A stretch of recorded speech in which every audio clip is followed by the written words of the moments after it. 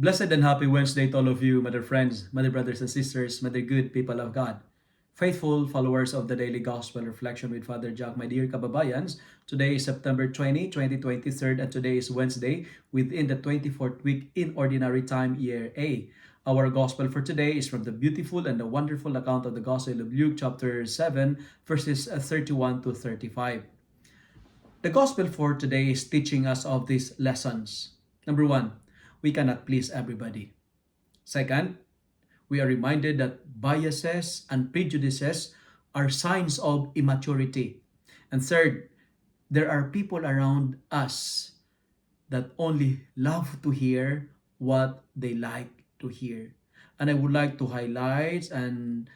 uh, highlight my reflection on the third point that I shared with you, that there are people who want to hear what they expect to hear. My dear friends, my dear brothers and sisters, are we open for change? In today's gospel, we are told that John proclaimed the message of repentance, but he was labeled as a wild man. He was called and told by others, this guy was possessed by an evil spirit.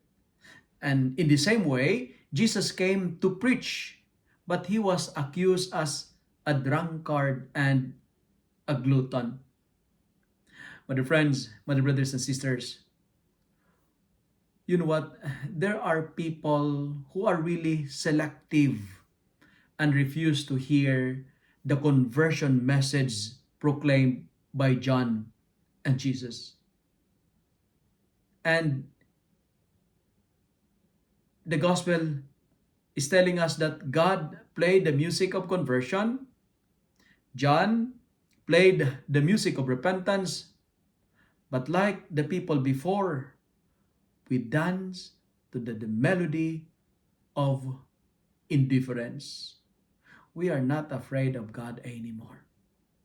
My dear friends, my dear brothers and sisters, let us do what is right, regardless of what others may say, regardless of what others may think about us.